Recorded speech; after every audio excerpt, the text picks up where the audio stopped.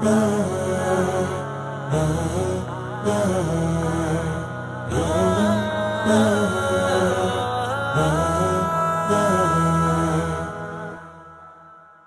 حمد اللہ وحدہ لا شریک کے لیے جو ہمارا خالق و مالک ہے. بے حد و شمار درود و سلام اللہ کے آخری نبی حضرت محمد مصطفیٰ صلی اللہ علیہ وآلہ وسلم کی ذات بابرکات پر کہ جن کے امتی ہونے کا ہم نے شرف پایا ہے اور حضور کی نگاہ فیض سے غوث و رضا کا دامن ہاتھوں میں آیا ہے. ناظرین کرام، السلام علیکم ورحمۃ اللہ وبرکاتہ. میں ہوں آپ کا میزبان حافظ محمد طاہر قادری اور آپ دیکھ رہے ہیں اسلامک ڈیجیٹل اسٹوڈیو کے پلیٹ فارم سے ہمارا انتہائی خوبصورت programme Tahir Qadri podcast. ناظرین کرام، آج کی جو ہماری شخصیت ہے، جی ہاں، آج کی ہماری جو شخصیت ہے نا، وہ حافظ قرآن بھی ہے، عالم دین بھی ہے اور مفتی اسلام بھی ہے. ناظرین کرام، خطیب ایسے کہ محفلوں میں جب آپ خطاب فرماتے ہیں تو آپ کے لہجے کی سچائی بات کو لوگوں کے دلوں میں اتار دیتی ہے. جب آپ محبت مصطفیٰ صلی اللہ علیہ وآلہ وسلم کی بات کرتے ہیں تو لوگوں کو نبی پاک صلی اللہ علیہ وآلہ وسلم کا دیوانہ بنا دیتے ہیں. اور جب اسلامی مقدسات پر حملے ہوتے ہیں تو آپ کی صدائے حق سے باطل کے ایوان کانپ اٹھتے ہیں. ناظرین کرام، آپ کی ہماری محبوب شخصیت ترجمان فکر رضا حضرت علامہ مولانا مفتی سلمان احمد القادری الازہری صاحب، السلام علیکم ورحمۃ اللہ وبرکاتہ. وعلیکم السلام ورحمۃ اللہ تعالی وبرکاتہ. مفتی صاحب، کیسے مزاج ہے آپ کے؟ ٹھیک ہیں جی الحمدللہ، اللہ کا فضل و کرم احسان ہے، آپ تمامی حضرات کی دعائیں. ماشاءاللہ. میرے لیے تو مفتی صاحب یہ بہت خوبصورت موقع ہے کہ آپ کے ساتھ بیٹھ کر سوالات کرنے کا موقع مل رہا ہے. اور ناظرین کرام، ایسی شخصیت کے پوری دنیا میں الحمدللہ آپ کے چاہنے والے موجود ہیں، اور جب آپ گفتگو فرماتے ہیں تو یقین مانیں دل چاہتا ہے کہ بندہ سنتا رہے. آج ہم نے ان سے بہت ساری باتیں پوچھنی ہیں، لیکن آغاز میں ہم کچھ سوالات کریں گے جو خاص طور پر آپ ہی سے متعلق ہوں گے. مفتی صاحب، آپ کی اجازت ہو تو میں پھر آغاز کروں. جزاک اللہ. یہ شاید فرمائیے گا کہ آپ کا آبائی شہر کون سا ہے اور کس برادری سے آپ تعلق رکھتے ہیں؟ الحمدللہ وکفا وسلام علی حبیبہ المصطفیٰ، اما بعد فاعوذ باللہ من الشیطان الرجیم، بسم اللہ الرحمن الرحیم. واما بنعمت ربک فحدث، صدق اللہ مولانا العظیم. اللہم صلی وسلم علی سیدنا محمد وآلہ واصحابہ وبارک وسلم صلاۃ دائمۃ سرمدا ابدا. میں مشکور و ممنون ہوں آپ کی محبتوں کا، اور جس طرح سے آپ نے مجھ سے یہ طلب فرمایا میرے متعلق معلومات کا. سب سے پہلے میں اس بات کی آپ کو آگاہی دے دوں، میں وہ چیز نہیں ہوں کہ جس کو پہچانا جائے یا جس کو دیکھا جائے. ہماری جو کچھ بھی حیثیت ہے وہ مصطفیٰ کریم صلی اللہ تعالیٰ علیہ وسلم کی نسبت سے ہے.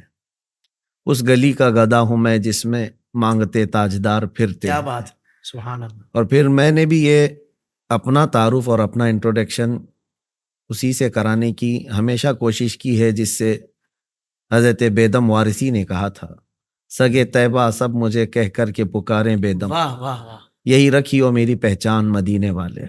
ہماری اصل شناخت تو یہ ہے. باقی جو پرسنل سوالات ہیں انٹرسٹ کے لیے اگر آپ نے سوال کیا یا ناظرین آپ کے چاہتے ہیں تو میں چند باتیں آپ کے سامنے رکھ دیتا ہوں. میں ہندوستان کے صوبہ کرناٹک سے تعلق رکھتا ہوں. میری پیدائش کرناٹک کا ایک شہر ہے ہبلی، اس کے قریب میں ایک قصبہ ہے تڑس نام سے، وہاں ہماری ولادت ہوئی.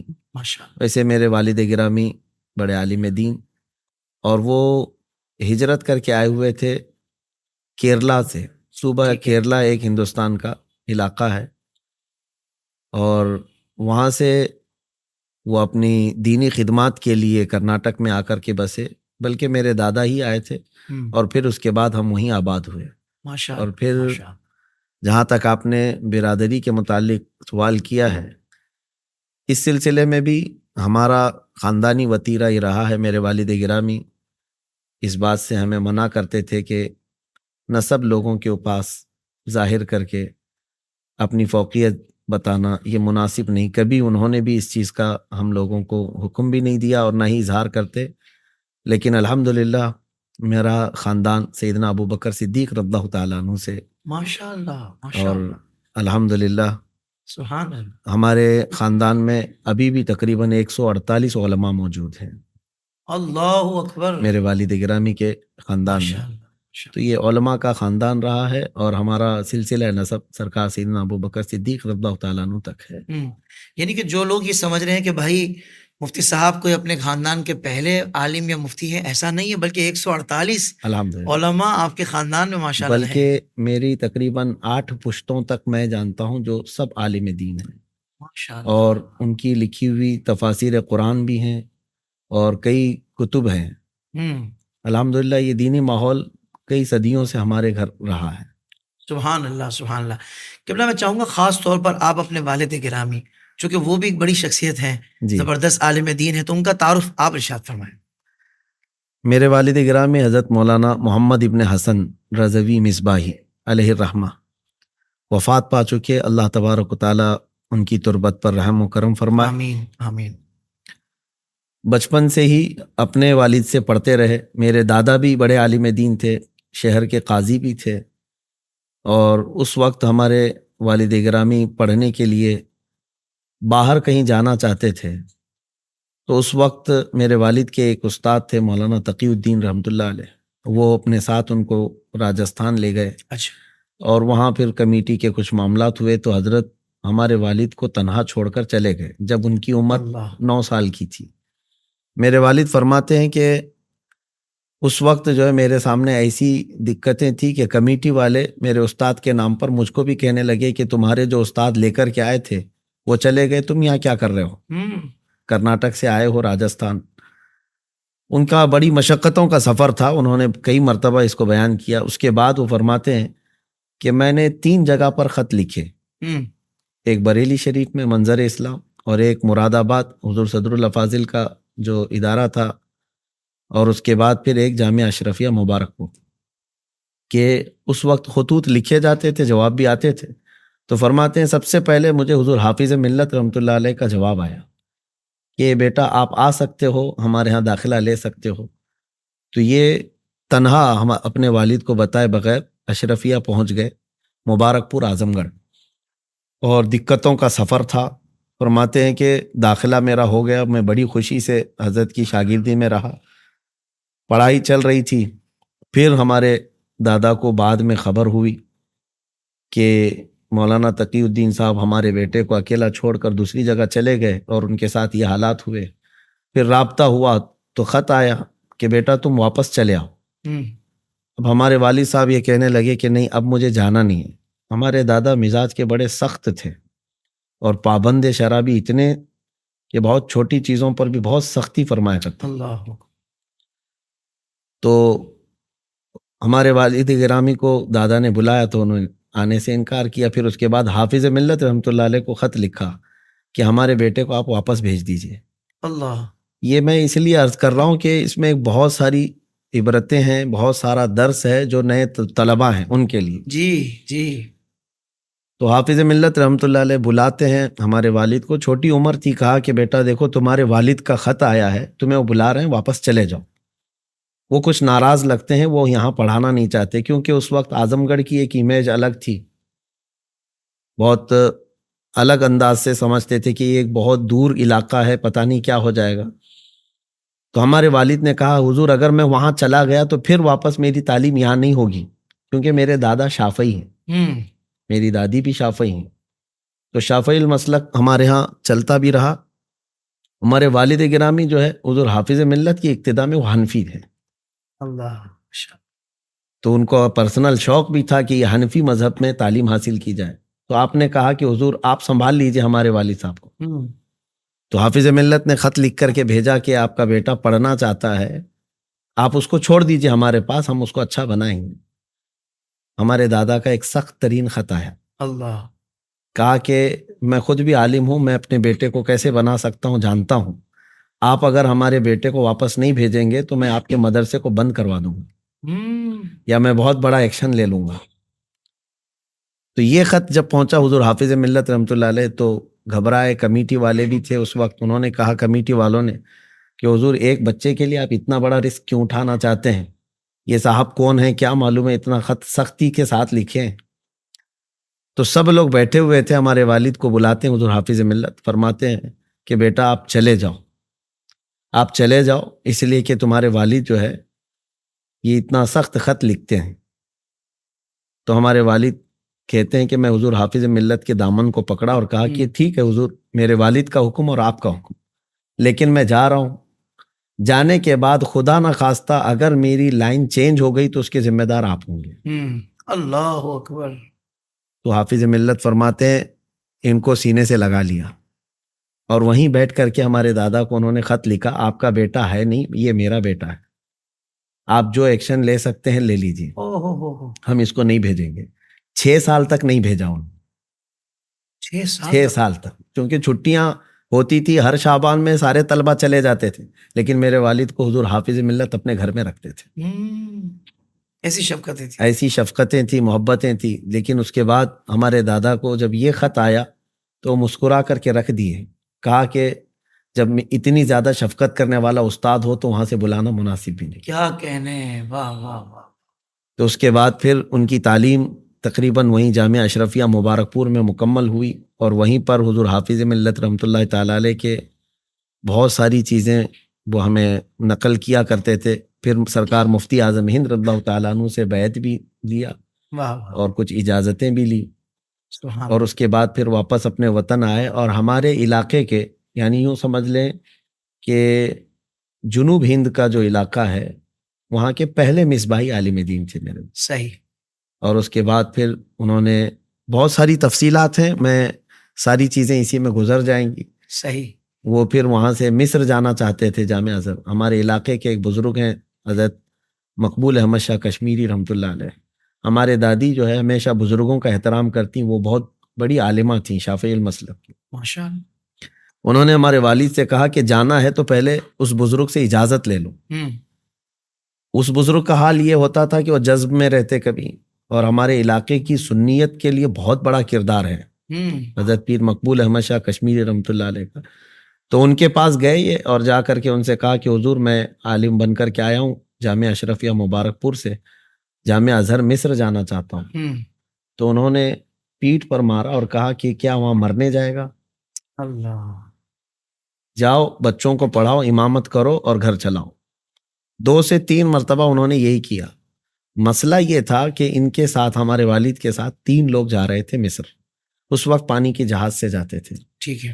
جب انہوں نے منع کیا تو ہمارے والد واپس آئے. اپنی ماں سے کہا کہ انہوں نے اس طرح سے کہا ہے. ہماری دادی محترمہ نے کہا کہ اگر اس بزرگ نے منع کیا ہے تو میری بھی اجازت. ہمارے والد فرماتے ہیں کہ میں بہت اس وقت ایسا محسوس کرتا رہا کہ میری اتنی خواہش تھی, ان لوگوں نے مجھے جانے سے روک دیا. بہرحال جو بھی مصلحت رہی. 1 مہینہ گزرا تھا, ان کے 2 ساتھی جو جانے والے تھے وہ چلے گئے. لیکن مہینے بھر کے بعد خبر آئی کہ جس جہاز سے یہ لوگ گئے تھے اس میں پلیگ کی بیماری پھیل گئی. اللہ اکبر. اور 1-2 نہیں کئی لوگوں کی موتیں اس میں ہوئی اور ان کو وہیں کفن پہنا کر کے سمندر میں ڈال دیا گیا. اللہ. ہمارے والد ہمیشہ اس بات کو بیان کرتے تھے کہ اس بزرگ کی دوربین نگاہوں نے دیکھا ہوگا. کیا بات. اور یہی فرماتے تھے وہ کہ کیا وہاں کیا کرنے. بہرحال یہ ان کی ایک مختصر سی میں نے آپ کے سامنے زندگی رکھی. بڑے سادہ مزاج تھے, کبھی نام و نمود کی کوشش نہیں کیا, نہ اسٹیجوں پر جاتے نہ پوسٹر میں نام پسند کرتے. اور سرکار مفتی اعظم ہند رضی اللہ تعالیٰ عنہ کے بڑے عاشق تھے, اور زندگی پر الحمدللہ ایسے عمل کیا. ہم لوگوں کے لیے بھی بڑی سختی کے ساتھ نمازوں کی پابندی گھر میں, کہ اگر عورتوں میں سے اگر کوئی فجر کی نماز میں نہ اٹھے تو ہمارے گھر میں کھانا بنانے کی اس کو اجازت بھی نہیں دی جاتی. اللہ اکبر. یہ الحمدللہ انہوں نے پابندی بہت مینٹین کیا, اور آخری وقت تک جہاں تک میرے علم میں ہے ان کی بہت الحمدللہ. اب کیا میں آپ کے سامنے بیان کروں کہ رمضان المبارکہ میں ہر 3 دن پر ختم قرآن کرتے تھے. اچھا. اور پھر 17ویں رمضان آتی تو صبح بیٹھ کر کے رات تک پورا 1 ختم کر دیتے تھے. اللہ کا فضل و کرم احسان ہے کہ ان کی تربیتیں ہیں ہمارے ساتھ, ان کی شفقتیں ہیں، اور ہمیشہ اس سادہ مزاجی کے ساتھ انہوں نے زندگی گزاری۔ سبحان اللہ سبحان اللہ۔ ناظرین کرام، سوچتا ہوں کہ جن کے والد گرامی اتنے زبردست بزرگ ہوں، اتنی سادہ طبیعت اور شریعت پر عمل داری اتنے خوبصورت انداز سے ہو، اتنی پابندی سے ہو، تو ظاہر بات ہے کہ پھر اولاد نے تو اتنا شاندار، اتنا زبردست ہونا ہی تھا کہ گھر سے ہی الحمدللہ، یہ کہتے ہیں نا جیسا بیج آپ ڈالیں گے ویسی فصل تیار ہوگی۔ تو ماشاءاللہ آج مفتی سلمان اظہری صاحب یہ ان کے والد گرامی، بلکہ یوں کہیے کہ والدین کی تقوی و پرہیزگاری کا ثمر نظر آتے ہیں۔ مفتی صاحب یہ بتائیں نا کہ شادی کس عمر میں ہوئی آپ کی، اور اللہ پاک نے اولاد سے بھی نوازا ہے، تو اس بارے میں بھی ارشاد فرمائیں۔ میری تعلیم جب وہاں سے مکمل کر کے آیا تھا جامعہ ازہر سے، تو سن 2012 میں میری شادی ہوئی ہے اپنے ہی علاقے میں، اور الحمدللہ اللہ کا فضل و کرم ہے، 3 اولاد بھی اللہ نے نوازے ہیں۔ ماشاءاللہ ماشاءاللہ، چھوٹا سا بیٹا ہے اور 2 بیٹیاں ہیں۔ واہ واہ، اللہ پاک ان کے نصیب بلند فرمائے۔ اور یقیناً یہ بھی دل چاہتا ہے پوچھنے کو، لیکن مجھے سوالات چونکہ بہت سارے ہیں، دل چاہ رہا ہے پوچھنے کو کہ بھائی کیا سوچا ہے بچوں کے لیے، کس انداز سے تربیت کریں گے؟ اگر مختصر طور پہ بتا دیں تاکہ ہمارے بہت سارے والدین جو سوچتے ہیں کہ ہم اپنے بچوں کو کیا بنائیں، تو آپ کے اس جملے سے رہنمائی ہو جائے۔ قرآن پاک کی میں تفسیر کیا کرتا تھا اس وقت، جو ہے سورہ آل عمران کی کچھ آیتوں کی تفسیر کے وقت میں کافی انسپائر تھا، جب حضرت بی بی مریم کی والدہ ماجدہ نے نظر کیا تھا اللہ کریم کی بارگاہ میں، انی نظر تو، اللہ تبارک و تعالیٰ کی یہ آیت ہے، اذ قالت امرأۃ عمران رب انی نذرت لک ما فی بطنی محررا فتقبل منی انک انت السمیع العلیم۔ حمل میں ہی انہوں نے یہ نیت کی تھی۔ یہ آیتیں میں اس لیے کوٹ کر کے آپ کو بتا رہا ہوں کہ اس کے بعد پھر انہوں نے اپنی بیٹی کو، جب حضرت مریم پیدا ہوئی تو بیت المقدس میں وقف کیا، سبحان اللہ۔ اور وقف کرنے کے بعد جو ہے اولاد کو اللہ کریم کی وہ ایسی نگہداشت میں ہوتا ہے۔ تو میں اپنی زندگی کا دیکھتا ہوں کہ مصروفیت اتنی زیادہ ہے، ہو سکتا ہے میں اپنے اولاد کو زیادہ وقت نہ دے رہا ہوں، لیکن میری ہر دعا یہی رہتی ہے کہ مولا میرے اولاد کو میں نے تیرے دین کے لیے وقف کیا ہے، واہ واہ واہ، وہ بیٹی ہو کہ بیٹا ہو، میں خالصتاً یہی چاہتا ہوں کہ وہ دین متین کے کام آئے۔ سبحان اللہ سبحان اللہ سبحان اللہ۔ اور آپ اگر یہ کہہ رہے ہیں کہ کیا بنانا چاہتے ہیں، ہر والد کا والدہ کا ایک ایکسپیکٹیشن ہوتا ہے بچہ بڑا بن جائے۔ میرا ایکسپیکٹیشن اتنا ہے کہ دنیا ان کو حضور پاک صلی اللہ علیہ وسلم کا کتا سمجھے، اور اتنا تعارف ان کا ہو جائے، بس ہم یہ چاہتے ہیں۔ سبحان اللہ، اللہ آپ کو سلامت رکھے۔ اچھا مفتی صاحب، یہ بڑا خاص سوال ہے اور اس بارے میں یقیناً لوگ جاننا چاہتے ہیں کہ بھائی جو آج مفتی سلمان اظہری صاحب ہمارے سامنے تشریف فرما ہے، آخر تعلیمی سفر آپ کا کیسا رہا؟ کیا نشیب و فراز آئے؟ ابتدائی طور پر تعلیمی معاملہ کیا تھا؟ کس نے شروع میں آپ کو تعلیم دی اور کس طرح آپ نے تعلیم حاصل کی؟ اور پھر آگے جامعۃ الازہر تک کا جو سفر ہے، میں چاہوں گا کہ حضرت کی زبانی سنتے ہیں۔ دیکھیے یہ سب معاملات من جانب اللہ ہے۔ اللہ تبارک و تعالیٰ نے قرآن میں فرمایا ہے ذالک فضل اللہ یؤتیہ من یشاء، یہ اللہ کا فضل ہے، وہ جسے چاہتا عطا کرتا ہے۔ عموماً میرے خاندان کا ایسا رواج ہے اور بزرگوں کی جو وصیت چلتی آ رہی ہے کہ اپنے بیٹوں میں سے اگر زیادہ ہیں تو 2 کو عالم بنایا جائے، یا اگر کم ہیں تو ایک بیٹا ہر ایک کا عالم بنتا ہے۔ ہمارے خاندان سے اوپر سے چلا آ رہا ہے۔ صحیح۔ تو میرے والد گرامی نے ہمارے بڑے بھائی صاحب کو عالم تو بنایا، وہ بھی جامعہ اشرفیہ مبارک پور سے فارغ ہوئے، حضرت علامہ مفتی زبیر احمد مصباحی صاحب۔ سبحان اللہ، وہ میرے استاد بھی ہیں، بڑے بھائی بھی ہیں۔ بہت خوب۔ لیکن اور ایک کو بنانا تھا، تو چونکہ مجھ سے جو جسٹ میرے بڑے بھائی ہیں ان کے متعلق بڑی تیاریاں چلتی تھیں گھر میں، اور ان کو حافظ بنانا ہے یا عالم بنانا ہے، اس طرح سے ان کے لیے ساری تیاریاں چلتی تھی۔ ہمارا تو ایسا مسئلہ نہیں تھا، میں چونکہ اسکول میں بھی فرسٹ آیا کرتا تھا، ہمیشہ رینک لایا کرتا تھا، بہت اچھا۔ سارے ٹیچرز کی نگاہوں کا مرکز رہتا تھا۔ اور مجھے جب میں شاید 5th یا 6th کلاس میں ہوتا، اس وقت بھی ٹیچرز جو ہے نا مجھے وہ ڈاکٹر کہتے تھے، واہ، کہ اس کو بڑا شوق ہے سائنس سے، ساری چیزیں۔ تو ہمارے والد کو بھی یہ معلوم تھا کہ یہ ڈاکٹر بننا چاہتا ہے. خیر ہمارے بھائی صاحب آئے تھے چھٹیوں میں ربیع الاول شریف کی, تو وہ مسابقہ کروا رہے تھے مجھ سے, میرے اور میرے جسٹ بڑے بھائی سے, کہ یاسین شریف آپ سناؤ. صحیح. تو چونکہ بچپن میں ہی ہمارے گھر میں یاسین یاد کرا دیا جاتا ہے بچوں کو, تو جب دونوں سے انہوں نے تلاوت سنی تو میرے جو بھائی ہیں ان سے کئی مرتبہ قرآن پاک میں یعنی یاسین شریف پڑھنے میں بھول ہوئی, تو میں بغیر کسی خطا کے سنا گیا, کیونکہ روز کی روٹین تھی, پڑھ دیا. تو وہ جا کر کے ہمارے والد صاحب سے یہ ریکویسٹ کرنے لگے میرے بڑے بھائی کہ ان کی بجائے ان کو لے کے جاتے ہیں. صحیح. یہ اچانک ٹرننگ پوائنٹ ہے. اللہ اکبر. تیاریاں ان کی تھی, واہ. لیکن اچانک جو ہے ان کی آپ سفارش کے نام کا قرآن نکلا ہے. قرآن نکلا. سبحان اللہ. اور قرے کی بات آئی ہے تو واہ. اب حالات ایسے ہیں, میں تو مقتل میں بھی قسمت کا سکندر نکلا, ہم، قرے فال میرے نام کا اکثر نکلا. اکثر نکلا. سبحان اللہ. تو پھر اچھا. جو ہے اچانک جو ہے یہ معاملہ ہوا. اس کے بعد پھر 8 دن کے اندر طے کیا انہوں نے, اور اپنے ساتھ مجھے جامعہ اشرفیہ مبارک پور لے کے چلے گئے. صحیح. اور پھر وہاں میں نے حفظ کی تعلیم حاصل کی, اور اس کے بعد بیچ میں طلبہ کے لیے میں نصیحت کے ساتھ کرتا ہوں. پہلی مرتبہ دور گیا تھا, تقریباً 2000 کلومیٹر کا سفر ہوتا ہے ہمارے گھر سے یہ اشرفیہ مبارک پور کا سفر. اچھا. بہت لمبا سفر ہے. چند دنوں کے بعد گھبراہٹ, والدین کی یاد اور یہ ساری چیزیں, واپس آئے تو پھر اسکول کے ساتھیوں نے اور ٹیچرز نے پھر وہ دماغ میں ڈالنی شروع کی. 6 مہینے کی چھٹی کے بعد آیا تھا کہ تم تو ڈاکٹر بننے والے تھے, یہ اچانک کہاں چلے گئے مدرسے میں. تو میں تھوڑا سا کبیدہ خاطر ہو کر اپنے والد صاحب کے پاس آ کر یہ بات عرض کیا, تو ان کا ایک جملہ آج بھی مجھے یاد.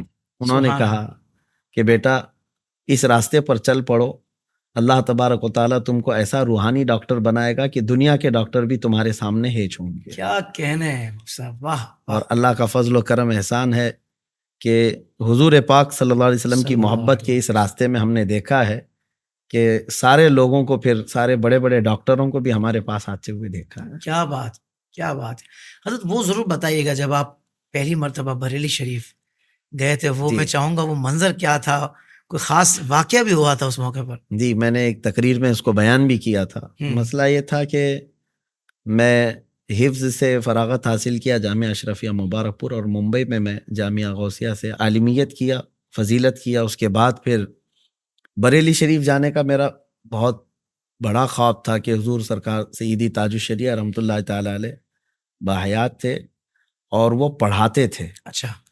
اور یہی چیز میرے لیے بہت زیادہ تھی کہ حضرت کی بارگاہ میں جانا ہے اور شرف تلمذ حاصل کرنا ہے. کیا کہنے. اب اس نیت سے, اب وہاں ٹیسٹ ہوتے تھے شوال میں دبئی تراویح پڑھا کر کے آیا تھا اس سال. ٹھیک ہے.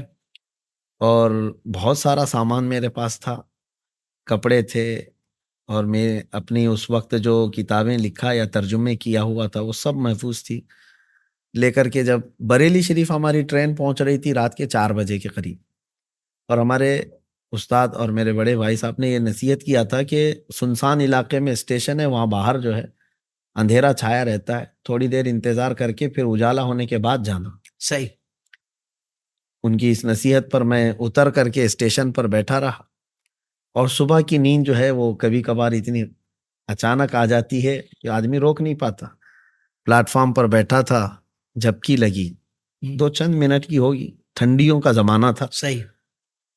اور اس کے بعد جیسی آنکھ کھولا تو دیکھا میرا پورا سوٹ کیس غائب ہے. اللہ اکبر. پورا سامان ہے, میرے جسم پہ کپڑے اور چادر تھی بس. اب میں پلیٹ فارم پہ ادھر سے ادھر بھاگ رہا تھا کہ کہاں ہے, کچھ نظر نہیں.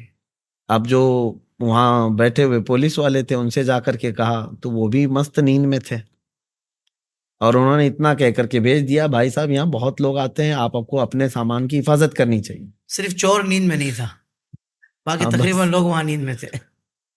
تو بہرحال دل اتنا اٹھ گیا کہ میں پہلی مرتبہ آیا ہوں اور پھر میرے ساتھ ایسا ہوا ہے, کیا مسئلہ ہے کیا معلوم. میں اسی وقت وہیں اسٹیشن سے یہ طے کر لیا کہ مجھے اب واپس جانا ہے. اب تھا ہی نہیں, کچھ بھی تھا نہیں, تو میں سوچا کہ اب مجھے یہاں سے واپس جانا ہے, اور پوچھ بھی رہا تھا یہاں سے ٹرین کون سی ہے, کب ہے. پھر دل میں خیال آیا نہیں, بریلی شریف آئے ہیں تو سرکار اعلیٰ حضرت کے دربار میں حاضری دے کے تو جانا ہے. سبحان اللہ، بغیر حاضری دیے کیسے جائیں؟ واہ، تعلیم کا بعد میں دیکھا جائے گا. تو پھر میں یہ سوچ کر کے آیا اور مزار اعلیٰ حضرت پر جیسی ہی فجر کی نماز پڑھ کر کے میں جیسی گیا، سناٹا تھا، چند لوگ تھے، لیکن وہاں ایک قاری صاحب کھڑے ہو کر کے کونے میں یہ پڑھ رہے تھے اعلیٰ حضرت کی ہی نعت پاک.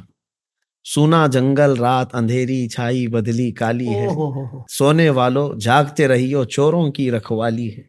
وہ پڑھتے جا رہے تھے اور میں فاتحہ پڑھ رہا تھا. بعد میں پھر دل میں احساس ہونے لگا کہیں یہ صاحب میرے لیے تو نہیں پڑھ رہے، جی، ہو، کیونکہ اشعار آپ پڑھیں گے آپ کو تو پتا ہے. تو غفلت تو تھی میری، سونے والوں جھاگتے رہیو چوروں کی رکھوالی ہے. شادی کا رہا تھا آپ پہ شعر پورا. تو پھر میں نے سوچا کہ نہیں، سرکار اعلیٰ حضرت علیہ رحمت و رضوان کی بارگاہ میں مجھے رہنا چاہیے. پھر اس کے بعد انہی کپڑوں کے ساتھ گیا جامعۃ الرضا میں. ٹیسٹ چل رہے تھے، جیسی ہی میں جا کر کے ٹیسٹ دیا، اللہ کا فضل و کرم احسان ہے کہ جب رزلٹ آیا تو سب سے پہلا نمبر میرا تھا. اچھا، وہاں بھی اول؟ اب یہ تو ٹیسٹ کا تھا، اول پوزیشن وہاں ٹیسٹ میں بھی، ماشاءاللہ، الحمدللہ اللہ کا فضل ہے. اس کے بعد پھر تعلیمی سلسلہ جو شروع ہوا، چند دن نہیں گزرے تھے کہ سرکار تاج الشریعہ رحمۃ اللہ تعالی علیہ نے اپنے خاص شاگردوں میں ایسا شامل فرما لیا کہ جب بھی عبارت پڑھنی ہوتی حضرت کے پاس تو میں ہی پڑھتا تھا. ماشاءاللہ. اور روزانہ حضرت پڑھاتے بھی تھے اور اس کے بعد پھر پوچھتے بھی تھے جانے کے بعد کہ آج سارے طلباء کو سمجھ میں آیا نہیں آیا، کچھ اشکالات ہیں کیا ہے. تو اس قدر حضرت سے قرب بڑھ گیا کہ الحمدللہ حضرت کی بہت عنایتیں ہیں. اور پھر میرے مصر جانے میں بھی حضرت کی ہی تحریک تھی. سبحان اللہ، سبحان اللہ. جامعہ ازہر بھی حضرت نے بھیجا، بلکہ یوں سمجھ لیں جامعۃ الرضا سے سب سے پہلی بیچ جو ازہر گئی ہے الازہر، اس میں تنہا تھا. اللہ اکبر. اور بڑی عزتوں کے ساتھ حضرت نے روانہ کیا تھا. میرے سر پر امامہ باندھا تھا، مجھے عطر کی ایک شیشی عطا فرمائی اور ایک دستی دی تھی، وہ ابھی رکھی ہوئی ہے. سبحان اللہ، سبحان اللہ. اور حضرت نے ایک شعر پڑھ کر کے کہا تھا، میں جب مصر گیا تھا جامعہ ازہر تو وہاں حالات کیا تھے اور اب تم جا رہے ہو. فتح الباری میں نے خریدا تھا، بخاری شریف کی شرح. حضرت نے فرمایا اس میں سب سے پہلے مجھے ایک شعر ملا تھا کہ سب سے بڑا زہر دنیا میں یہ دوستی ہے، اور یہ آدمی جتنی دوستی کم کرے گا اتنے امان میں رہے گا. تو آپ کی یہ نصیحت تھی، کہا کہ وہاں جانے کے بعد اس چیز پر آپ بھی عمل کرو. یہ ہے ہمارا بریلی سے ازہر تک کا سفر. سبحان اللہ، سبحان اللہ. ماشاء اللہ حضرت، مجھے تو بہت لطف آیا آپ کی یہ باتیں سن کر. اور یقیناً یہ جرنی جتنا سادگی سے آپ بیان کر گئے نا حضرت، یہ اتنی آسان نہیں تھی جتنا ہمیں سننے میں لگی ہے. یقیناً بہت سارے نشیب و فراز اس میں آئے ہوں گے. ایک بات میں یہاں ضرور کہنا چاہوں گا کہ دیکھیں، جامعۃ الرضا میں پڑھنے سے پہلے ایک آزمائشی مرحلہ ان کے پاس آیا، ان کے اوپر آیا، مفتی صاحب کے اوپر. مگر دیکھیں کہ عام طور پر ایسا کوئی آزمائشی مرحلہ آتا ہے نا تو ہم واقعتاً بیک ہو جاتے ہیں. کیوں؟ کیونکہ شیطان پورا زور لگاتا ہے کہ بھائی اگر یہ پڑھ گیا اور اس انداز سے پڑھ گیا کہ جس انداز سے اب یہ پڑھنے جا رہے ہیں تو ہو سکتا ہے کہ یہ میرے لیے بڑا خطرناک ہو، کیونکہ شیطان تو ظاہر بات ہے کھلا دشمن ہے. لیکن آپ یہ دیکھیں کہ الحمدللہ حضرت جو ہے نا وہ استقامت کے ساتھ گئے، بلکہ ذرا تھوڑا سا وہ کہتے ہیں نا کہ پائے استقامت میں تھوڑا سا جو ہل جل ہوئی تھی، مگر اللہ کے کرم سے الحمدللہ وہ اس وار سے بچ گئے. اور پھر ان کی خاص میں کہتا ہوں کہ بزرگوں نے ان پر کرم فرمایا اور نگاہ فرمائی، اور ماشاءاللہ اس بات پر مائل ہو گئے کہ نہیں اب میں نے پڑھنا ہے. اور ٹیسٹ دیا تو اول پوزیشن آئی. تو یہاں سے جو ہمارے طلباء احباب ہیں، حضرات ہیں، وہ یہ غور کریں کہ بھائی اگر اس طرح کا کوئی مرحلہ آ جائے تو ہم نے دین کی پڑھائی سے، علم دین کے حصول سے بیک نہیں ہونا. ہم نے حالات کا سامنا کرنا ہے اور انشاءاللہ پڑھ کے رہنا ہے. اللہ تعالی ہمیں بھی توفیق عطا فرمائے. حضرت دیکھیں، مجھے جہاں تک میری نالج ہے وہ یہ ہے کہ آپ خطابت پہ بھی اتنا آسانی سے نہیں آئے. آپ کو بڑا جو ہے نا وہ بائی فورس لایا گیا ہے. آپ کہتے تھے نہیں بھائی میں دیگر محافل میں تقریر کے لیے میں نہیں جاؤں گا، اور جو ہے نا میری دیگر معاملات سے توجہ ہٹ جائے گی، تدریس کا جو سلسلہ ہے. تو یہ ارشاد فرمائیے کہ حضرت آپ کس طرح آخر مائل ہوئے خطابت پر پبلکلی. اور سیکنڈ یہ ہے کہ کیا باقاعدہ اس کی تربیت آپ نے حاصل کی اس فن کی؟ کیونکہ خطابت جس طرح آپ کر رہے ہیں لگتا ہے کہ بھائی واقعی جو ہے نا آپ کو بڑے اچھے انداز سے آپ کو تربیت دی گئی ہے اس حوالے سے.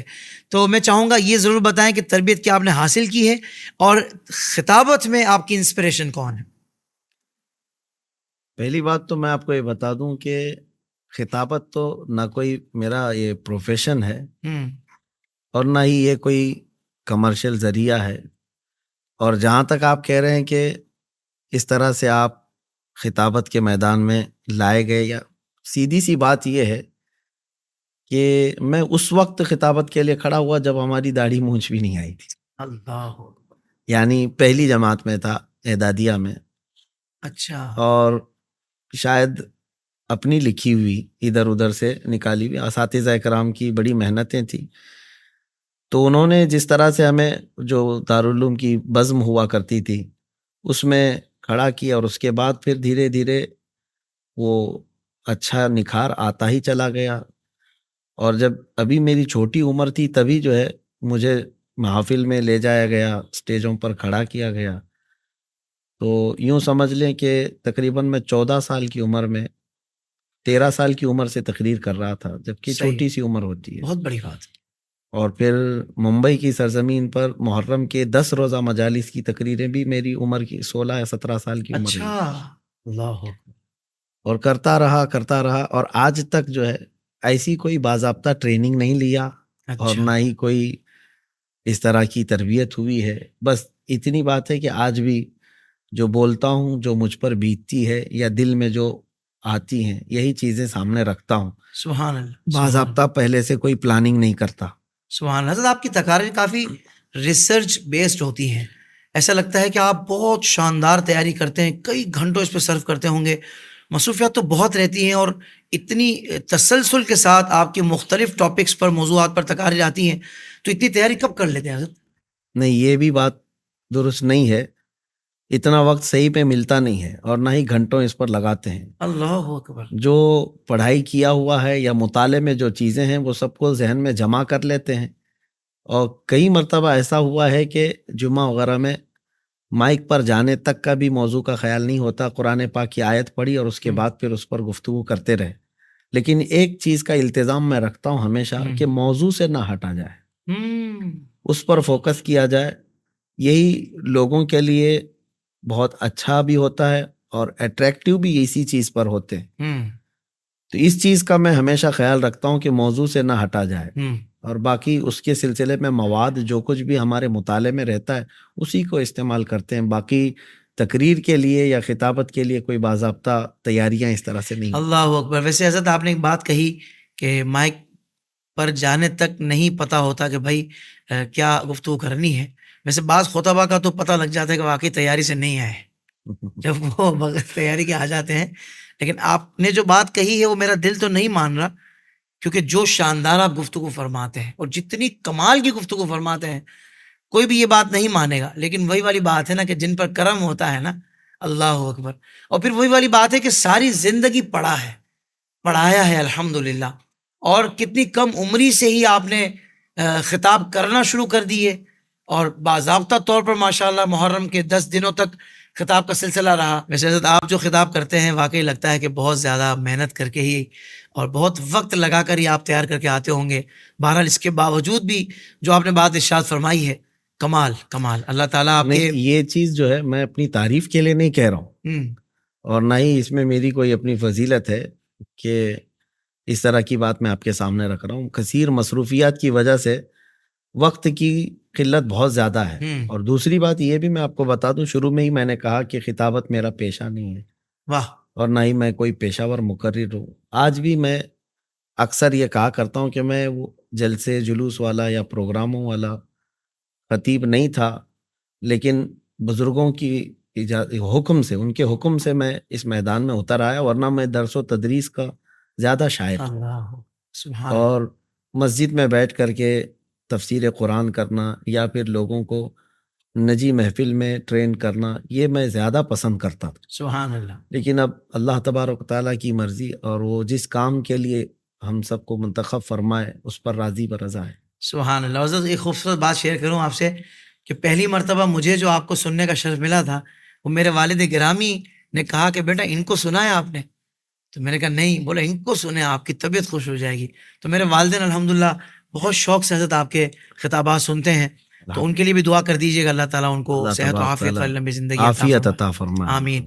اچھا حضرت, آپ کی جو پہچان ہے ملک ہندوستان کی اگر بات کی جائے تو آپ کی پہچان بالخصوص تحفظ ناموس رسالت اور تحفظ عظمت قرآن ہے, اور اس معاملے میں آپ اتنے بعضوں کا جذباتی ہو جاتے ہیں کہ کوئی اگر غیر معمولی واقعہ پیش آ جائے تو آپ مخالف کو مباہلے کا بھی چیلنج کر دیتے ہیں.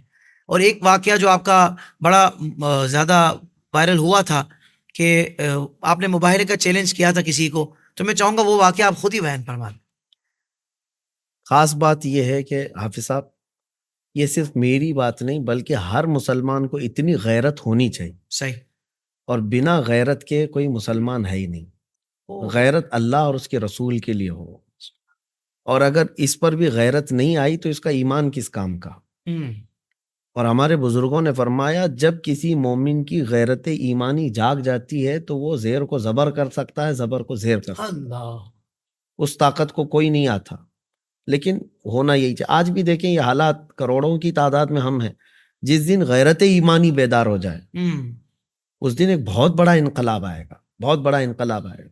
آپ جو پوچھ رہے ہیں, میں آپ کے اس پلیٹ فارم سے سارے لوگوں کو اس بات کی آگاہی دینا چاہتا ہوں کہ گستاخیاں جب بھی ہوں, جہاں بھی ہوں, یہ کسی ایک ملک کے ساتھ خاص نہیں. مومن ہے تو پھر اس کی غیرت جاگ جائے, بیدار ہو جائے کہ میرے کان یہ چیزیں سننے کے لیے نہیں.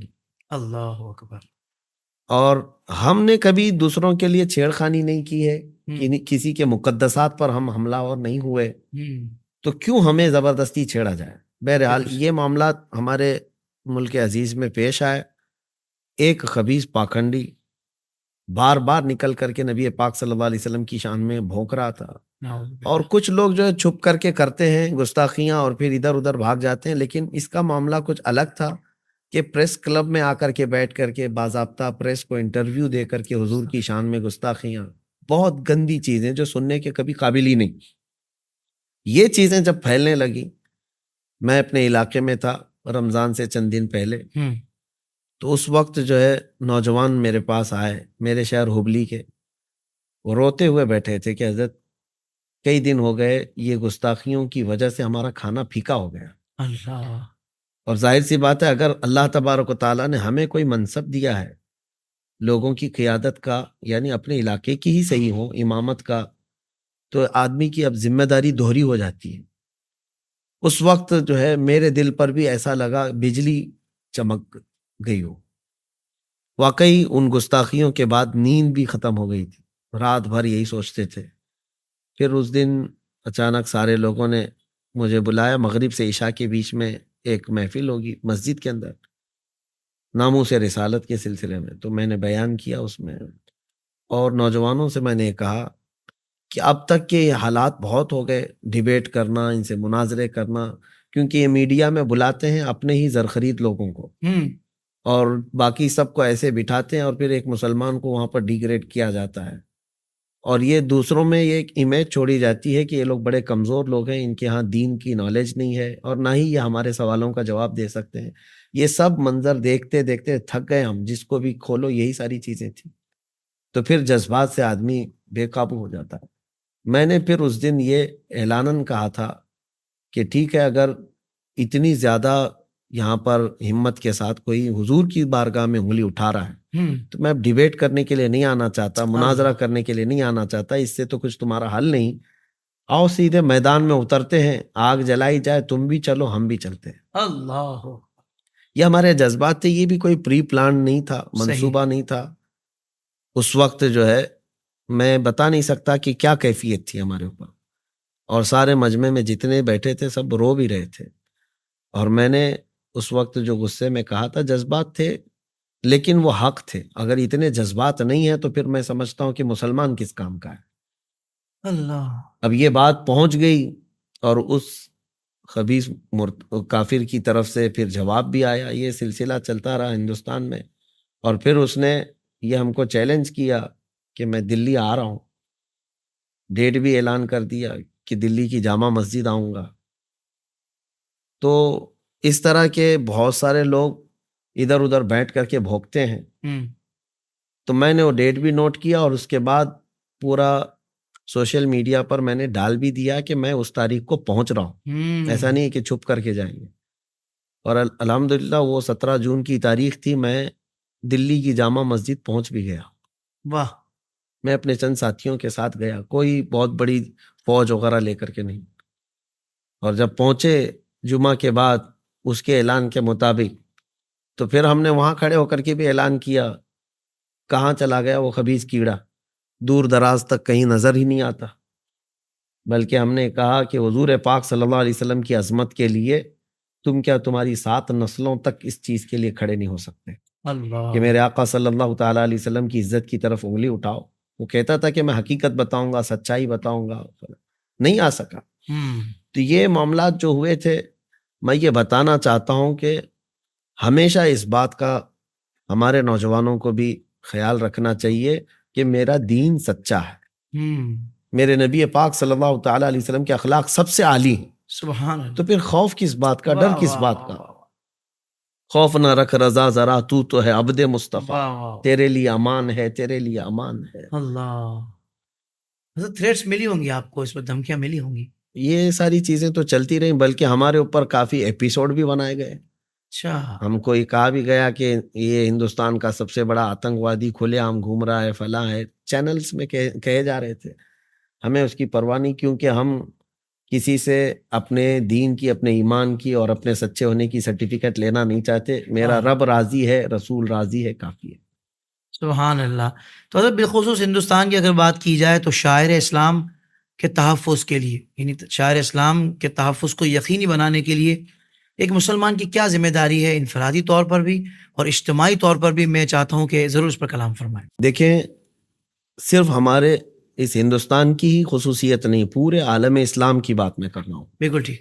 ناموس رسالت کا جو مسئلہ ہے, حضور پاک صلی اللہ تعالیٰ علیہ وسلم کی عزت کی حفاظت, اب ہر جگہ میں دیکھ رہا ہوں نوجوانوں میں بیداری تو آئی ہے اور نعرے بھی لگاتے ہیں, جذباتی بھی ہوتے ہیں, حضور کے نام پر محبت ہے, سب سیکھیں. لیکن آپ جو کہہ رہے ہیں شعائر اسلام, یعنی خود میرے آقا صلی اللہ علیہ وسلم کی سنتوں کی حفاظت. اب میں ہر جگہ کی بات یہ کہنا چاہتا ہوں, صرف ہندوستان کی نہیں. صحیح. حفاظت جب تک نوجوان عملی میدان میں خود نہیں آنا چاہے گا, کیسے حفاظت ہوگی؟ تم کسی جلسے میں بیٹھ کر کے نعرے لگا کر کے یہ کہو کہ جو جان مانگے تو جان دے دیں, جو مال مانگو تو مال دے دیں. یہ سب چیزیں تمہاری قربانیاں ٹھیک ہیں, تمہارے جذبات ٹھیک ہیں, لیکن حفاظت جو ہے شاعر اسلام کی تمہارے عمل سے ہوگی. سبحان اللہ. سبحان اللہ. مسجدیں جو ہے صرف اذان دینے سے محفوظ نہیں ہیں, بلکہ اس میں نماز بھی پڑھی جانی چاہیے. پریکٹیکل ہونا پڑے گا. پریکٹیکل ہونا پڑے گا. آپ حضور کی عزت کی بات کرتے ہیں, نوجوانوں سے میں کہتا ہوں پھر حضور کے اخلاق کیوں نہیں اپنا لیتے؟ اللہ. حضور کی سنتوں پر کیوں نہیں آتے؟ کیا خوبصورت بات ہے, کیا خوبصورت بات. حضور پاک صلی اللہ تعالیٰ علیہ وسلم کی بارگاہ میں آپ کا عقیدہ بھی یہ ہے کہ حضور کا چہرہ سب سے حسین و جمیل ہے. سبحان اللہ. تو جب حضور کو سب سے زیادہ حسین و جمیل مانتے ہو آپ, تو حضور پاک صلی اللہ تعالی وسلم کی سنت مبارکہ کو کیوں نکال دیتے ہو؟ اللہ اکبر. سب سے حسین چہرہ وہ ہے. یعنی مخالف حضرت یہ دیکھ رہے ہیں کہ سامنے کی طرف صرف دعوے ہیں, عمل نظر نہیں آتا. یہی وجہ ہے, ہماری کمزوری یہی ہے. اور پھر ہمارے درمیان یہ باضابطہ پلاننگ کے ساتھ کیا گیا ہے, برسوں اس پر محنت کی ہے مخالفین اسلام نے, کہ اسلامی نوجوانوں کو توڑنے کے لیے ان کو عیاشیاں دے دی جائیں. ہم دیکھ رہے ہیں عرب ملکوں میں تو ایسا ہو چکا ہے. ان کے حالات دیکھ کر کے بڑا افسوس بھی ہوتا ہے کہ ان کے یہاں پورا اتنا ماڈرنزم ہے کہ یہ پورے کے پورے امریکہ کے پیچھے, UK کے ان کلچرز کو اپنانے میں فخر محسوس کرتے ہیں, جبکہ ہمارے لیے عزت رسول پاک صلی اللہ علیہ وسلم کے قدموں میں ہے. سبحان اللہ. سبحان اللہ. چاہے حضور پاک صلی اللہ تعالیٰ علیہ وسلم کے غلام کسی بھی زمانے میں ہوں, چاہے ترقی جتنی بھی ہو جائے, ہماری عزت حضور کے قدموں میں ہے. سبحان اللہ. سبحان اللہ. یہی ہمارے اسلاف نے, ہمارے اکابرین نے ہم کو تعلیم بھی دی ہے. صحابہ بھی اسی بات میں عزت ڈھونڈتے تھے. حضرت عمر کا یہ فرمان کہ مجھے میرے باپ کے نام سے لوگ نہیں پہچانتے, میں خطاب کا بیٹا ہوں جس کو بچپن میں 2 بکریاں سنبھالنی نہیں آتی, لیکن آج 36 لاکھ اسکوائر کلومیٹر پر تنہا عمر کی نگرانی ہے. اس لیے نہیں کہ خطاب کا بیٹا عمر ہے, اس لیے کہ محمد عربی صلی اللہ علیہ وسلم کا غلام عمر ہے. اللہ اکبر. سبحان اللہ. تو یہ ہماری جو زندگیاں ہیں اگر حضور پاک کے نقش قدم پر نہیں آئیں گی، اور پھر آپ کتنے بھی نعرے لگاؤ، اس سے کیا حاصل ہے؟ تو مطلب یہ ہوا حضرت کہ ساری دنیا میں جہاں بھی لوگ اسلامی شاعر کا تحفظ چاہتے ہیں تو سب سے پہلے وہ اپنے گریبان میں دیکھیں، اپنی ذات کو دیکھیں، اور یہ غور کریں کہ وہ کتنا حضور کی سنتوں پر عمل کرنے والے ہیں، بالکل حضور کی سیرت طیبہ کے مطابق اپنی زندگی گزار رہے ہیں، بالکل یعنی پریکٹسنگ مسلم بننا ہوگا۔ بالکل اس کے بننا، بعد ہی آپ یوں سمجھ لیں کہ ان کو پہلا جواب تو یہ دیا جائے۔ ایسا ہی ہے؟ آئیڈینٹی جو ہے اپنی جی۔ برقرار رکھنی بہت ضروری ہے۔ واہ واہ۔ ہماری شناخت کو غیروں نے چھین لیا، ہوں، اب نوجوانوں کی پہچان بھی ختم کر دی گئی ہے۔ اپنی آئیڈینٹی برقرار رکھو حضور پاک صلی اللہ تعالیٰ علیہ وسلم کی سنتوں کے ساتھ، یہ ایک بہت بڑے ناموں سے رسالت کی حفاظت کا کردار ہوگا، سبحان اللہ، اور شاعر اسلام اس سے محفوظ ہوں گے۔ سبحان اللہ۔ اچھا، آپ کے سوشل میڈیا پہ بڑے چرچے ہیں، کہیں وجہ یہ تو نہیں کہ آپ ہاٹ ایشوز پہ بہت زیادہ گفتگو کرتے ہیں؟ دیکھیے حافظ صاحب، ہاٹ ایشوز پہ گفتگو کرنا ہی چاہیے، صحیح۔ اس سے گھبرا کر، اس سے ڈر کر کے بھاگنے کا کوئی مطلب نہیں ہے۔ ہاٹ ایشوز کا مطلب یہ ہے کہ اگر ہم کو کوئی اکسا رہا ہے اور چھیڑ رہا ہے اور اس پر اگر ہم گفتگو نہ کریں تو اتنے بزدل تو نہیں ہے، ایمان ہے، حضور پاک صلی اللہ علیہ وسلم سے بے انتہا محبت کرتے ہیں، تو ان مسائل کو ٹچ کرنے میں کیا حرج ہے؟ تو صرف سلمان اظہری کیوں، یا آپ کی آواز زیادہ پہنچ جاتی ہے، یوں کہہ سکتے ہیں؟ مسئلہ یہ نہیں ہے سلمان اظہری ایک ہی ہے، سارے علماء اپنے اپنے تئیں کام کرتے ہیں، کچھ جو ہے اس میں کوئی شک نہیں ہے۔ اپنے مساجد میں، کسی کے حلقے ہیں، مشائخ میں کسی کو بھی بلیم نہیں کرتا، سب کے کام کا انداز الگ ہے، صحیح۔ اور کسی کا کام لوگوں کے سامنے پہنچ جاتا ہے۔ ویسے تو آپ کے علاقے میں نعت خواں بہت ہوں گے، آپ ہی کی نعت زیادہ کیوں چلتی؟ اللہ، تو کوئی ایک اس طرح سے نشر ہونے کا ذریعہ بن جاتا ہے، اللہ، اور اللہ تبارک تعالیٰ نے مجھے ذریعہ بنایا۔ ماشاء اللہ ماشاء اللہ، تعالیٰ آپ کی آواز کو اسی طرح بلند رکھے حضرت، اور لوگ آپ کی رہنمائی سے کوئی بھی موضوع ہو، چاہے وہ ہاٹ ایشوز ہوں یا مسلمات ہوں اہل سنت کے، اس پر رہنمائی ہمیشہ حاصل کرتے رہیں اور اس پر عمل کرنے والے بنے رہیں۔ اچھا حضرت، ایک بڑا اہم معاملہ ہے، وہی جو میں ہاٹ ایشوز کی بات کی، اور میں خود ہی سوال اب آپ سے کر رہا ہوں کہ ساری دنیا کے مسلمان اسرائیلی مظالم پر، فلسطین کے حق میں سراپا احتجاج ہے۔ مسلم امہ کا نمائندہ ہونے کی حیثیت سے فلسطین پر آپ کیا موقف پیش فرمائیں گے؟ مسلم امہ کا خادم ہونے کی حیثیت سے صحیح، یہ عرض ضرور کروں گا، یہاں پر بھی غیرت ایمانی ہو۔ صحیح، نبی کریم صلی اللہ تعالیٰ علیہ وسلم کا فرمان عالی شان ہے کہ سارے مومنین ایک جسم کی طرح ہیں، اذا اشتکا عضو تداعی لہ سائر الجسد، ایک عضو کو تکلیف ہو جائے تو پورے جسم میں درد ہوتا ہے۔ صحیح۔ تو آج وہ خطہ جو فلسطین کا ہو، چاہے وہ عراق کا ہو، چاہے شام کا ہو، چاہے یمن کا ہو، جہاں کہیں پر بھی یہ مومنین پریشان حال ہوں گے، اگر ہمارے اندر تکلیف نہیں آئی تو اس کا مطلب ہے کہ پھر ایمان کی کمزوری ہے۔ اللہ، آج سراپا احتجاج اگر ہیں تو یہ بہت خوش آئند بات ہے، اور ہونا بھی یہی چاہیے۔ صحیح، اور میں بھی خادم ہونے کی حیثیت سے یہی کہتا ہوں کہ حضور پاک صلی اللہ تعالیٰ علیہ وسلم کی اس حدیث پر ہمیں یقین ہے، میرے آقا نے فرمایا لا تزال عصابۃ من امتی یقاتلون علی ابواب دمشق وما حولها وعلی ابواب بیت المقدس۔ حضور پاک صلی اللہ علیہ وسلم فرماتے ہیں میری امت کی ایک جماعت دمشق کے دروازوں کے ارد گرد اور بیت المقدس کے ارد گرد قیامت تک لڑتی رہے گی، اللہ اکبر، ظاہرین علی الحق۔ اور پھر حدیث پاک کی الفاظ بھی ہیں لا یضرهم خذلان من خذلهم الی ان تقوم الساعہ۔ حضور پاک صلی اللہ علیہ وسلم نے فرمایا دوسروں کے برا چاہنے سے ان کا کچھ نہیں ہوگا۔ اب یہاں پر میں نے ابھی اپنے چند دنوں پہلے کے ایک بیان میں بھی کہا تھا کہ جب یہ لفظ ہے کہ دوسروں کے برا چاہنے سے ان کا کچھ ہوگا نہیں، تو آج حالات تو دکھ رہے ہیں کہ ان کا تو بہت کچھ خراب ہوا ہے، ٹکڑے ہو گئے، ان کی موتیں ہو رہی ہیں، کثرت سے گھر اڑا دیے گئے، اتنا برا ہو گیا ہے۔ پھر حدیث کے یہ الفاظ، جی، سچی بات یہ ہے کہ آپ پریکٹیکلی جا کر کے بھی ان کو دیکھیں، یا جس طرح میں نے دیکھا ہے قریب سے، گھر ٹوٹ جانا، جان کا چلا جانا، یا پھر یہ سب کے ختم ہو جانا، یہ ایک چھوٹی مصیبت ہے۔ ایمان چلا گیا تو یہ سب سے بڑی مصیبت ہے. اللہ اور میں نے وہاں کے چھوٹے سے چھوٹے بچے کے اندر بھی ایمان مضبوط دیکھا. اللہ اکبر. تو یہی ہے کہ ان کے بارے میں کہا گیا ہے کہ دوسروں کے برا چاہنے سے ان کا کچھ نہیں ہوگا. اللہ آپ یقین کریں کہ کسی کا گھر سامنے اڑا دیا گیا ہو اور ان سے آ کر کے کوئی انٹرویو لے رہا ہو تو وہ یہ ہنس کر کے کہتا ہو اللہ نے دیا تھا پھر دے گا اللہ تعالیٰ. اللہ. یہ ایک ایمانی جو یہ استقامت ہے. یہ حضرت ایک جملہ کسی کے لبوں سے میں نے وہاں نہیں سنا کہ جس نے کہا ہو کہ بھائی میرے ساتھ یہ مطلب برا ہوگی، کوئی شکوہ نظر نہیں اس آیا. کے علاوہ یہ بھی تو خبر سنی ہوگی نا آپ نے کہ 24 گھنٹے کا الٹیمیٹم ان کو دیا گیا تھا کہ 10 لاکھ لوگ خالی کریں. کہاں ہیں؟ کتنے لوگوں نے خالی کیا؟ اللہ اللہ. جہاں روز رات کو بم برس رہے ہوں اس جگہ کون رات کو چین سے سوتا ہے؟ اس کو تو چاہیے کہ بھاگ کر چلا جائے، لیکن وہ وہیں ڈٹے ہوئے ہیں، جمے ہوئے ہیں. یہی ان کے ایمان کی استقامت کی علامت ہے. اللہ اکبر کبیر. اور ہم ان کے ایمان کی استقامت کی مزید دعا کرتے ہیں اور ہم سراپا احتجاج ہیں. اور ظالموں کے خلاف مذمت کرنے میں ہمیں کوئی بھی ذرا برابر بھی خوف نہیں ہے، ڈر نہیں ہے. جہاں ہزاروں کی تعداد میں بچے مر گئے، ان سویلینز کا کیا قصور ہے جو مارے جا رہے ہیں؟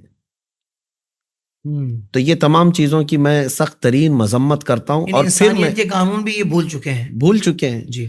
لیکن یہاں ساتھ میں امت مسلمہ کو پھر میں یہ کہنا چاہتا ہوں کہ غیرت ایمانی بیدار کرو.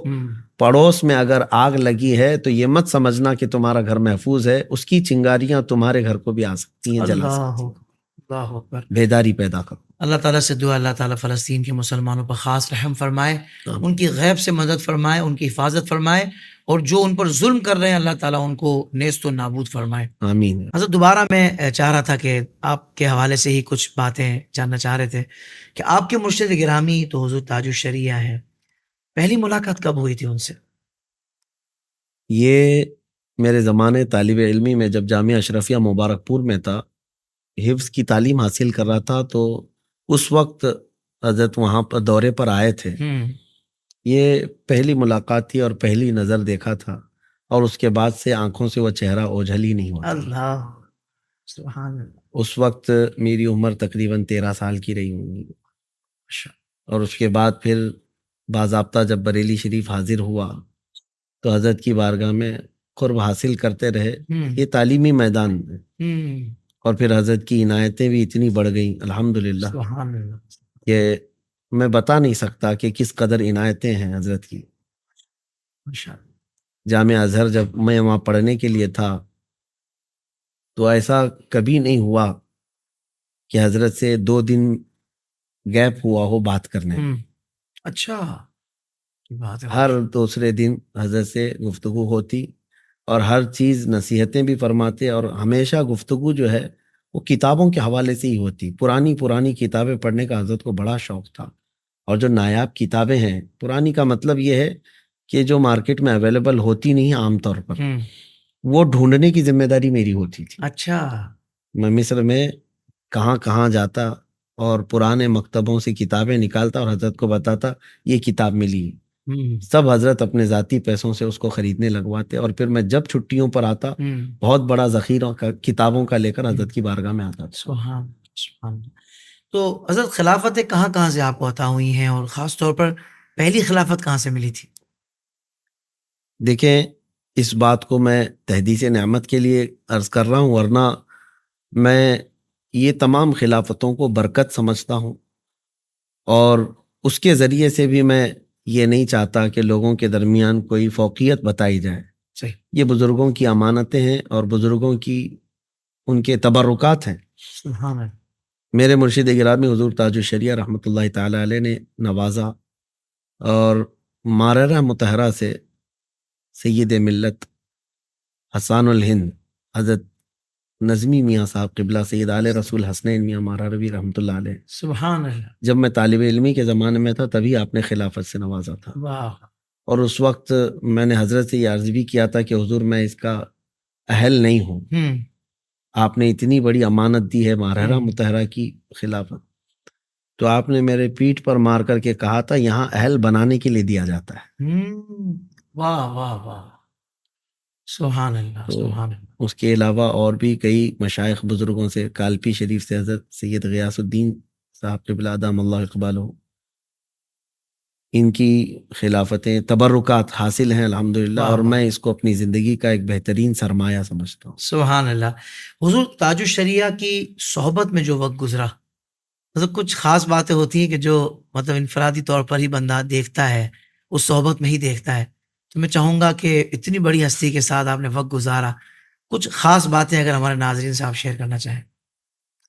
خاص طور پر حضرت کا جو تقویٰ تھا وہ میں نے بہت قریب سے دیکھا کہ اس زمانے میں ہم حضرت کے پاس موجود رہے جب حضرت کی ظاہری بصارت نہیں تھی، آنکھوں سے صحیح۔ دیکھتے نہیں تھے، لیکن میں نے یہ محسوس کیا ہے، بہت جگہوں پر دیکھا لیکن حضرت کو قریب سے دیکھا، وہ ظاہر میں بھی ویسے ہی متقی تھے، باطن میں بھی ویسے ہی تھے۔ سبحان اللہ، سبحان اللہ۔ وہ ان کا تقویٰ اس طرح کا تھا کہ ایسا نہیں ہے کہ گھر کے اندر مخصوص لوگ بیٹھے ہوں، نجی محفل چل رہی ہو تو کچھ اور باتیں نکل جاتی ہیں، کبھی بھی نہیں دیکھا گیا۔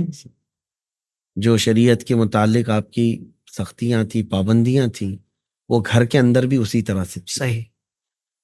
گھر کے اندر نمازوں کی پابندی کا بھی حضرت کے میں نے بہت قریب سے دیکھا، اور آخری وقت تک حضرت کھڑے ہو کر نماز پڑھتے رہے۔ اللہ اللہ۔ اور الحمدللہ یہ ساری چیزیں جو ہے، اس لیے میں عرض کر رہا ہوں، ایک مرتبہ ایسا ہوا کہ حضرت حجرے میں تھے، لوگ ملاقات کے لیے بہت سارے آئے ہوئے تھے، تو ملتے رہتے، تانتا لگا رہتا تھا اور سب چلے گئے، تو حضرت کو اپنا لباس بدلنا تھا، صرف اپنا کرتا بدلنا تھا، اور حضرت کسی کے سامنے کپڑے نہیں بدلتے، لوگوں کو خالی کرنے کا حکم دیا گیا، تو سب چلے گئے اور میں کونے میں چھپ کر کے کھڑا تھا۔ حضرت بس یہ ہے کہ حضرت سے مجھے تھوڑی دیر کے لیے بھی دور جانا اچھا نہیں لگتا، اللہ۔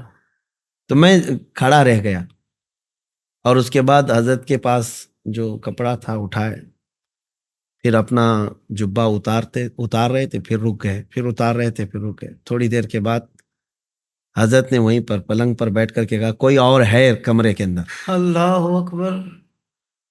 تو ایسا سمجھیں کہ میرے جسم میں پوری کپ کپی طاری ہو گئی، میں پسینے میں تھا اس وقت۔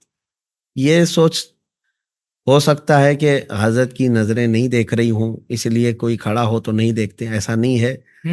ہم نے اس متقی کا دامن تھاما ہے جس کی دل کی نگاہیں دیکھتی تھی، سبحان اللہ۔ اس کو روشن ضمیر کہا جاتا ہے۔ کیا کہنا ہے مفتی صاحب، واہ واہ واہ۔ میں نے آ کر قدموں کو پکڑا اور کہا، حضور بس میں ایسے ہی کھڑا رہ گیا تھا، کہا کہ میں کرتا بدل رہا ہوں، اس کے بعد آ جاؤ۔ تو یہ چیزیں ایسی ہیں، میرے تمام سننے والوں سے بھی میں کہوں گا، یہ تقویٰ جو ہے عوام الناس کے سامنے دکھانا یہ آسان ہے، لیکن تنہائی میں تقوی کی پابندی کر لینا یہ بہت بہت بڑا چیلنج ہے۔ سبحان اللہ۔ اسی کو کہا گیا ہے نا، یہ تیرا ذکر ہے، تیرے مراقبے، یہ تیرے سرور کی محفل ہے۔ کچھ اسی طرح کا شعر ہے اقبال کا، جو تیری تنہائی کا نگہبان نہیں تو کچھ بھی نہیں۔ یہ میں نے حضرت کو دیکھا ہے کہ ان کی تنہائی بھی ویسی ہی بعمل تھی اور مجمع میں بھی ویسی بعمل تھی۔ سبحان اللہ، سبحان اللہ۔ اچھا حضرت، ویسے ضمناً کپڑوں کا آپ نے تذکرہ کیا ہے، تو آپ کی ڈریسنگ بڑی منفرد ہوتی ہے، زرق برق بھی تھوڑی سی ہوتی ہے، پھر امامہ شریف بھی آپ کا ایک بہت ہی الگ عمدہ دکھ رہا ہوتا ہے ماشاءاللہ۔ تو ویسے لگتا ہے کہ فائنینشلی بہت آپ ویل سیٹ ہیں، تو حضرت کوئی خاص وجہ ہے خاص مطلب لباس کی؟ دیکھیے، یہ میرا پرسنل شوق ہے، میں عمدہ لباس ابھی سے نہیں بلکہ پڑھنے کے زمانے سے بھی پہنتا ہے۔ اچھا۔ میرے زمانے طالب علمی میں بھی ایسا تھا کہ جو میرے خرچے کے پیسے ملتے تھے وہ سب بچاتا تھا اور کپڑے خریدتا تھا۔ اچھا۔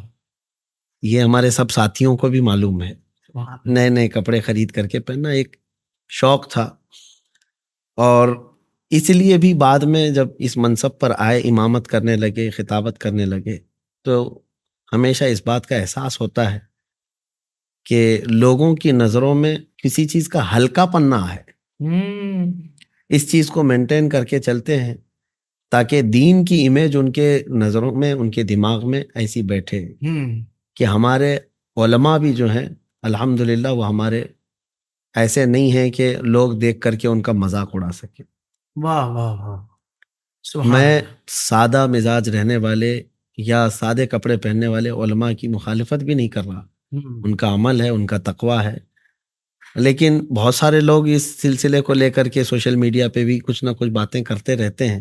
پہلی بات تو یہ ہے کہ میں ان کے کپڑے نہیں پہنتا، میں اپنے ہی پہنتا ہوں. کیا کہنے ہیں، کیا کہنے ہیں، سبحان اللہ، اور مجھے اتنا پہننے کا حق شریعت نے دیا ہے. سبحان اللہ. نبی پاک صلی اللہ تعالیٰ علیہ وسلم کے متعلق بھی ہے، سیرت میں ہے کہ جب کوئی وفد آپ سے ملاقات کرنے کے لیے آتا تو حضور پاک صلی اللہ علیہ وسلم کے پاس سرخ دھاری دار ایک جبہ تھا، وہ آپ زیب تن کر کے آتے تھے تو صحابہ کہتے ہیں ایسا حضور پاک صلی اللہ علیہ وسلم لگتے جیسے حسین گلاب کھلا ہوا. سبحان اللہ، سبحان اللہ. تو یہ بھی ہے، نبی پاک صلی اللہ تعالیٰ علیہ وسلم نے عمدہ لباس پہننے کا فرمایا ہے.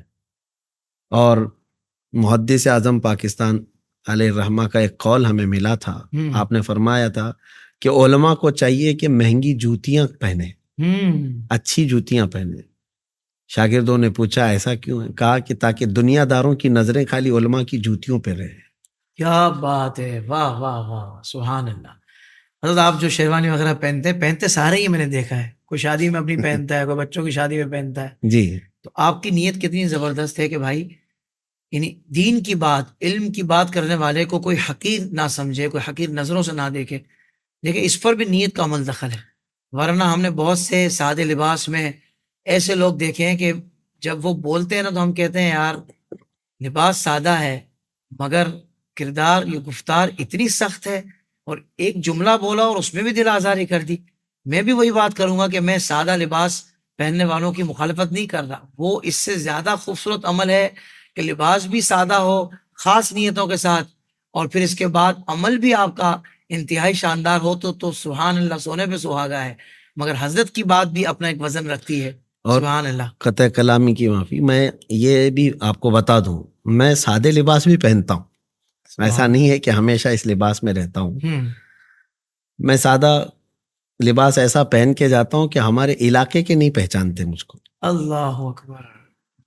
عموماً ایسا ہوا، ابھی آج آستانے سے باہر آ رہے تھے، ہمارے قافلے والے میرے سامنے سے گزرتے چلے گئے لیکن وہ مجھے دیکھ بھی نہیں سکے، میں ان کے سامنے سے ہی جاتا رہا. اچھا. تو ایسا نہیں ہے کہ میں سادے کپڑے پہنتا ہی نہیں، پہنتا ہوں. لیکن جب اس طرح کی تقاریب ہوتی ہیں، دینی مجالس ہوتی ہیں، تو ان میں اس لباس کا اہتمام کرتا ہوں. سبحان اللہ. اور اس میں کیا برائی ہے؟ دنیا جو ہے اپنی پارٹیوں کے لیے اہتمام کرتی ہے اور میں حضور پاک کی بات کرنے کے لیے اہتمام کروں تو کیا؟ سبحان اللہ، سبحان اللہ. سلامت رہیے. اچھا بس آخر کی کچھ باتیں ہیں. فلاحی کاموں میں بھی حضرت دیکھا ہے کہ آپ ماشاءاللہ ایکٹیو رہتے ہیں، کچھ نہ کچھ فلاحی، انسانیت کی فلاح و بہبود کے لیے بھی آپ کوشاں رہتے ہیں. تو اس حوالے سے بھی کوئی آپ کا ادارہ وغیرہ ورک کر رہا ہے، یہ ارشاد فرما دیں. اور ساتھ ہی ساتھ امت مسلمہ کی تعلیم و تربیت کے لیے بھی کوئی بڑا ادارہ یا کوئی اسلامک یونیورسٹی یا کوئی اس طرح کا آپ کا فیوچر میں کوئی گولز ہیں، کوئی ایسے ٹارگیٹس ہیں جو آپ اچیو کرنا چاہتے ہوں؟ جی بالکل، میں اسی مزاج کا آدمی ہوں اور میں فیلڈ ورک چاہتا ہوں. اور ابھی آپ نے جیسے تنظیم کے سلسلے میں پوچھا، ہماری ایک الامان سنی فاؤنڈیشن ہے، ٹھیک ہے، رجسٹرڈ ہے، ایک ٹرسٹ بھی ہے. اس کے انڈر میں ہم لوگ بہت سارے کام کرتے ہیں، فلاحی کام، جیسے غربا اور مساکین تک پہنچنا. اور ہم جو ہے، میں جنوب ہند کے متعلق بتاؤں، کئی ایسے کاموں کا بیڑا ہم نے اٹھایا تھا. نوجوانوں کو بیزی رکھنا ہے. صحیح. اس کی وجہ یہ ہے کہ جب یہ کام کرتے رہیں، دینی معاملات میں ہو یا فلاحی کاموں میں، تو یہ کم سے کم غلط راستوں پر جائیں گے. اور اگر ان کو بیزی نہیں رکھا جائے، مصروف نہ رکھا جائے، تو خالی دماغ شیطان کا ہوتا ہے اور یہ پھر عیاشیوں کے اڈوں پر چلے گئے، اوباش نوجوانوں کی دوستی میں چلے گئے. تو ان کو مصروف رکھنے کے لیے ہم نے کئی ایکٹیویٹیز کی. جیسے مثال کے طور پر آپ کو بتاؤں کہ نوجوانوں کو ہم نے ایک مرتبہ یہ کہا تھا کہ جہاں کہیں بھی شادی ہو، ولیمہ ہو، جو بھی تقریب ہو رہی ہو اپنے اہل سنت و جماعت کے، تو وہاں پر ہمارے نوجوانوں کی ایک ٹیم سے ہم نے کہا تھا کہ ان کے پاس جاؤ، بہت سارا کھانا آپ یوں ہی شادیوں میں پھینک دیتے ہیں، کچھ چاول جو ہے آپ ہمارے جھولی میں ڈال دیا کرو. اور وہ جمع کرتے رہے، لوگ جمع کرتے رہے ہر جگہ سے.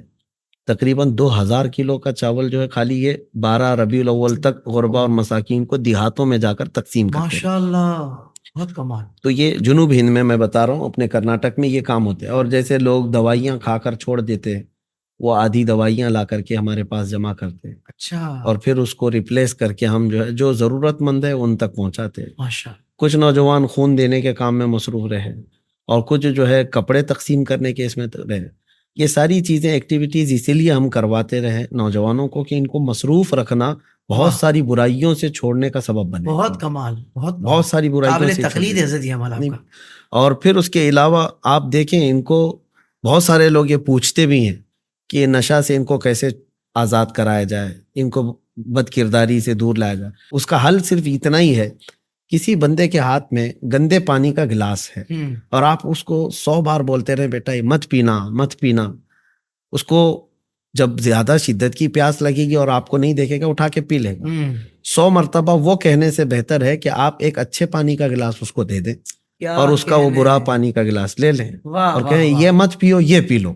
سبحان اللہ سبحان اللہ. تو ہم نے اس مشن پر کام کرنے کی کوشش کی. بہت سارے لوگ اس طرح کے عام کاموں میں مصروف رہے یا غلط راستے پر رہے تو ہم نے ان کو وہاں سے ہٹا کر کے کہا کہ ان کاموں میں اپنا وقت لگاؤ. واہ واہ واہ واہ. اور وہ نوجوان الحمدللہ ایسے ہیں سینکڑوں کی تعداد میں آج ہیں جنہوں نے اپنی پرانی ان تمام چیزوں سے توبہ کیا اور یہ ایکٹیویٹیز میں لگے ہوئے ہیں الحمدللہ. سبحان اللہ. بہت ایسے ہیں جو فجر کی نماز کے ایسے پابند ہیں کہ وہ پورے لوگوں کو جگاتے بھی ہیں. اللہ الحمدللہ. ماشاء اللہ. تو یہ اس مشن کو لے کر کے الامان فاؤنڈیشن سے ہم چل رہے ہیں اور جہاں تک ادارے کی بات ہے وہ ہمارا گول ہے، ہمارا خواب ہے، اللہ اس کو پائے تکمیل تک پہنچائے.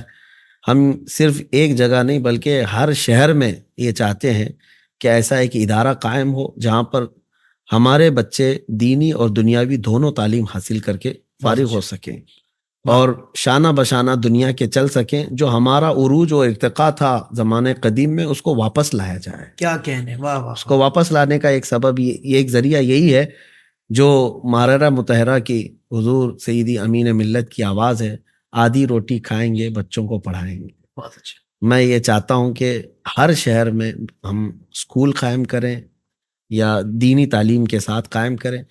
اللہ تبارک و تعالیٰ مسبب الاسباب اسباب پیدا فرمائے. حضرت آپ نے گفتگو کے دوران یہ ارشاد فرمایا کہ بھائی ایک گندے پانی کا گلاس رکھا ہوا ہے اور ہم یہ کہہ رہے کہ یہ نہ پیو یہ نہ پیو، تو ان کے سامنے صاف پانی کا گلاس رکھ دیا جائے، کہا جائے کہ یہ پی لو.